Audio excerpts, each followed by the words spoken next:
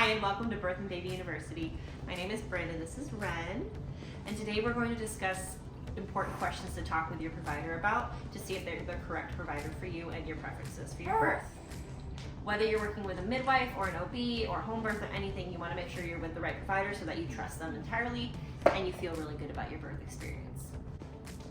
If you're wanting a more medical birth, finding a provider who has a good record of success with interventions and a lot of experience would be ideal for you. Even if you're wanting a C-section birth, it's still good to ask because someone who has a great success rate with C-sections, or if you're looking for a gentle cesarean or a family-centered cesarean, finding someone who is supportive with that as well will be really important. But today we're going to focus on unmedicated births.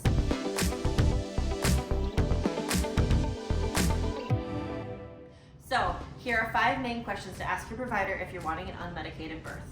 We actually do talk about this in our Preparing for Your Hospital Birth class if you're interested in learning more, but here are the 5 best questions to ask.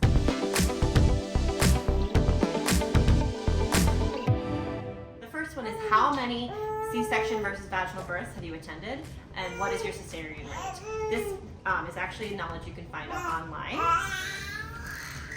Yeah, exactly.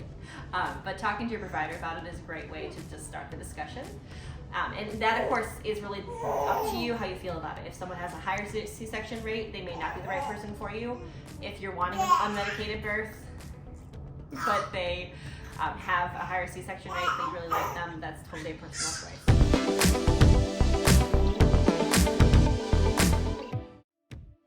Second question is, how many weeks do you support me being pregnant?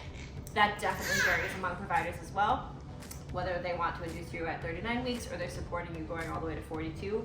Most providers, midwife, home birth midwife, OB, doctor, will not support past 42 weeks in general, but that is definitely to them and up to you as far as risks and benefits. But finding out when they would actually prefer to induce you is important to know as well. And Wren, you have a lot to say.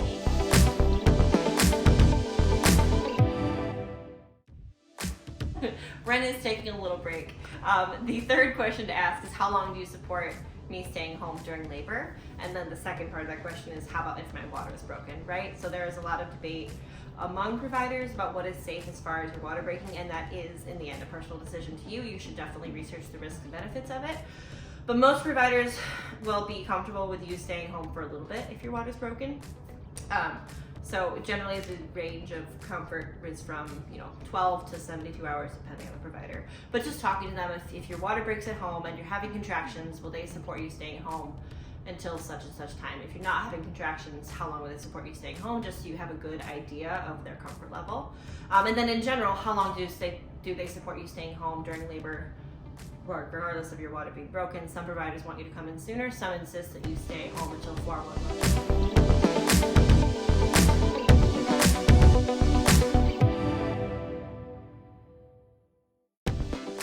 Fourth question is, do I need to be birthing on the bed, or am I able to birth around the room? What positions will you support me pushing in?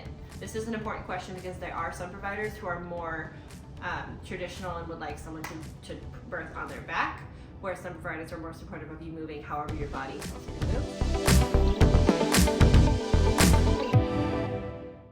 And then the last question is, is there a time limit for me pushing? In most hospital settings, it's like 3 to 5 hours is kind of where they cap it, so I go in the middle at 4. Generally, if you're pushing that long, it means that something needs to be changed, so then also asking your provider if they have any suggestions or what they usually do if baby seems to be malpositioned, which means that they are just not in their correct position to be coming down easily, which is usually the case if baby is taking 4 hours of pushing to come out. So those are our 5 questions that I recommend asking. Again, you can check out our courses to learn more questions, but it's really important to make sure you're on the same page with your provider and that they are supportive of your wishes. Have a great day. Thanks so much for watching. Thank you so much for watching. For more educational content, follow Birth and Baby University on Instagram, Facebook, and TikTok. If you are interested in our childbirth education classes or our private Preparing for Baby Facebook group, please follow the links in the notes below. Please like and subscribe for more.